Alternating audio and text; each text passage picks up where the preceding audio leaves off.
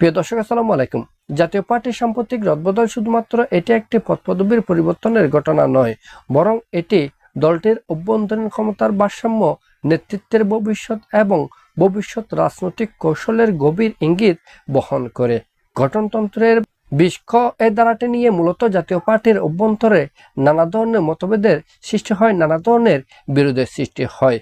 একটি পক্ষ এই ধারাটি পার্টির চেয়ারম্যানকে যে অবাধ ক্ষমতা দিয়েছে তা হ্রাস করার পক্ষে মূলত আওয়াজ তুলেছিল, যাদের মধ্যে অন্যতম হচ্ছেন পার্টির কো চেয়ারম্যান আনিসুল ইসলাম মাহমুদ, রুহুল আমিন হাওলাদার এবং মহাসচিব মুজিবুল হক সুন্নু। যার ফলে জাতীয় পার্টির চেয়ারম্যান জি এম কাদের বিষ্ক এই ধারাটি ব্যবহার করে এই তিনজনকে দল থেকে বহিষ্কার করেছেন বিভিন্ন পদপদবী সহ সদস্য পদ থেকে।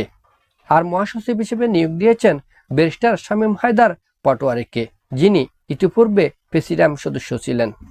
এখন কথা হচ্ছে, জাতীয় পার্টির অভ্যন্তরীণ এই রদবদলের কারণে দলটি ধাক্কা খেল নাকি পাক্কা হলো।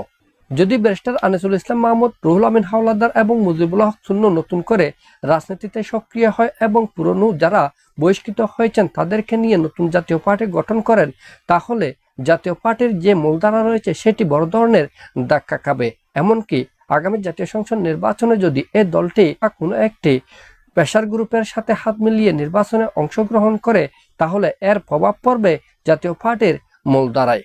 আবার অন্যদিকে জি এম কাদেরের নেতৃত্বে যে জাতীয় পার্টি রয়েছে, সেই জাতীয় পার্টি যদি নতুন রাজনৈতিক কৌশলে এই ধারাটিকে নিষ্ক্রিয় করতে পারে, নতুন করে রাজনীতি নিয়ে এগুতে পারে, রাজনৈতিক কৌশলে ক্যারিসমেটিক নেতৃত্ব দেখাতে পারে, তাহলে এই রাজনৈতিক দলটি সামনের দিনে জনপ্রিয়তা বৃদ্ধি পাবে, জনগণের কাছে আস্থা তৈরি করতে পারবে।